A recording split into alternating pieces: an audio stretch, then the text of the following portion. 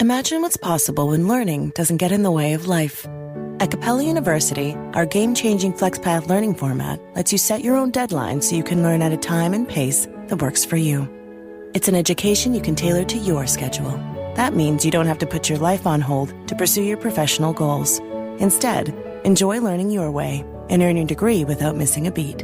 A different future is closer than you think with Capella University. Learn more at capella.edu.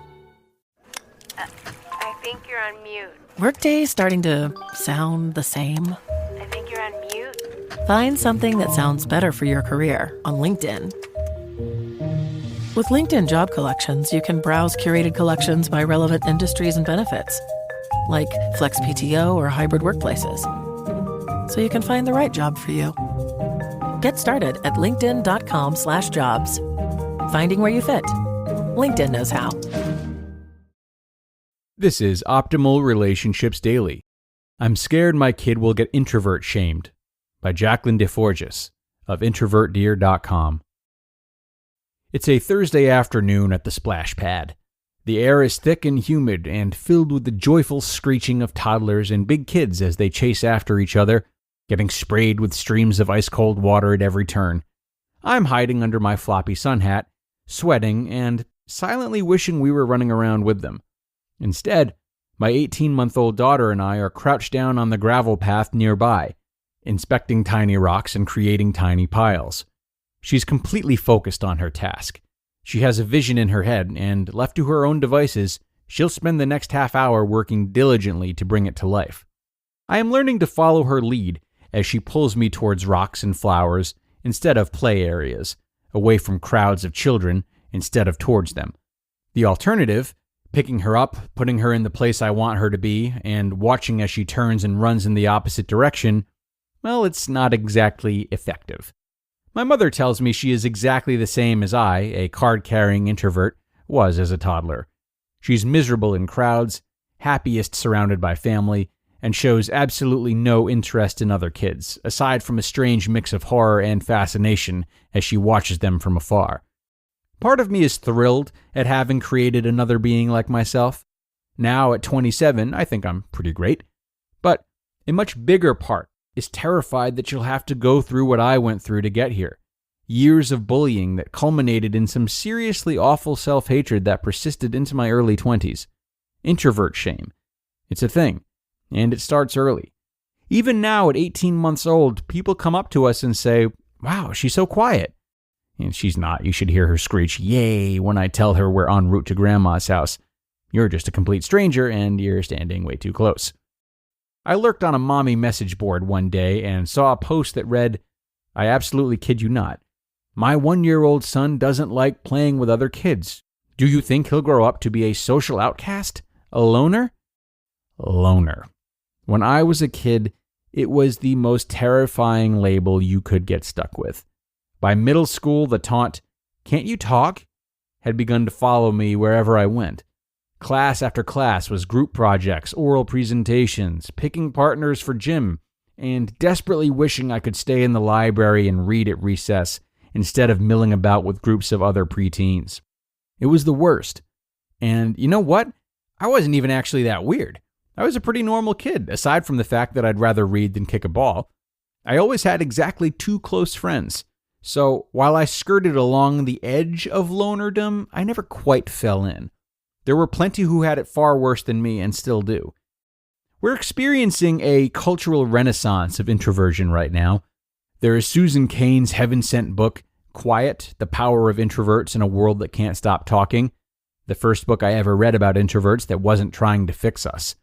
There's the irritatingly lovable Sheldon Cooper on The Big Bang Theory, who does his laundry on Saturday nights and only attends parties when bribed with nerdy presents. There's JOMO, Joy of Missing Out, in response to FOMO, Fear of Missing Out. There are even helpful infographics on Pinterest for extroverts to help them better understand our strange behavior. Social media itself, it seems, was designed for us.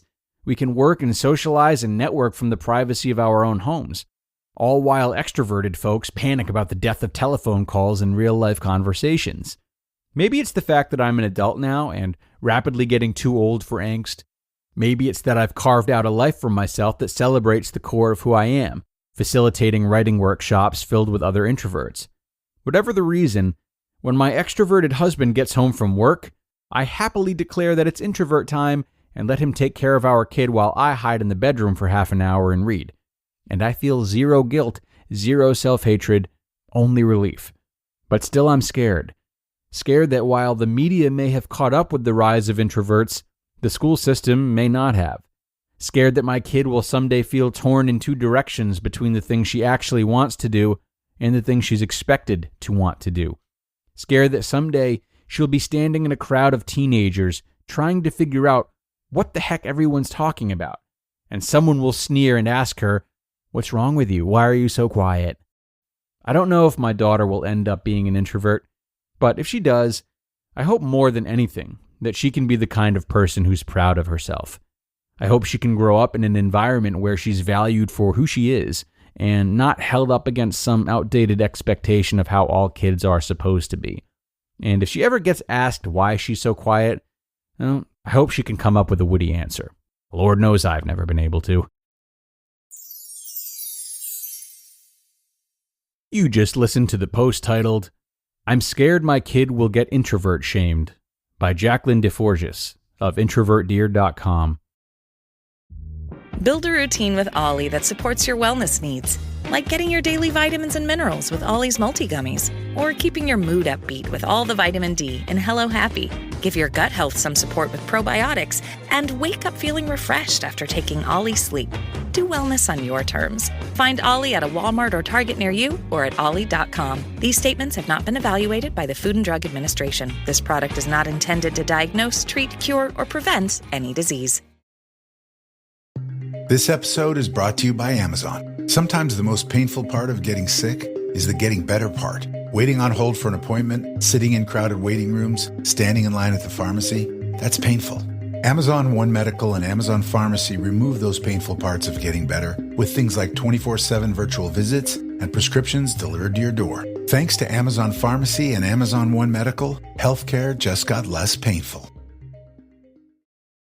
And a big thank you to Jaclyn for opening up and for, most importantly, being open about the fear she has that many young parents share, whether they're raising introverted children or not.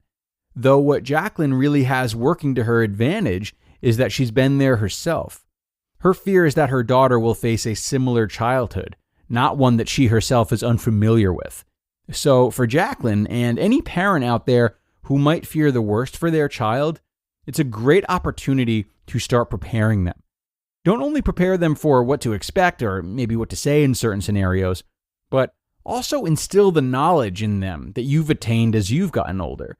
Knowledge about individual strengths, knowledge about how priorities will change, knowledge about the many different types of people in the world and how they can all thrive in different ways. These may feel like big concepts, but they're within the realm of understanding for a child as long as the messages are relayed the right way. If this is something you have a hard time doing as a parent, perhaps seek the wisdom of a child psychologist, a behaviorist, or even a school counselor for how to do so effectively. And that is going to wrap us up for today, everyone. Thanks a bunch for joining me, parents, and for making another episode so special. Have a great Thursday, folks. I will see you tomorrow, where your optimal life awaits.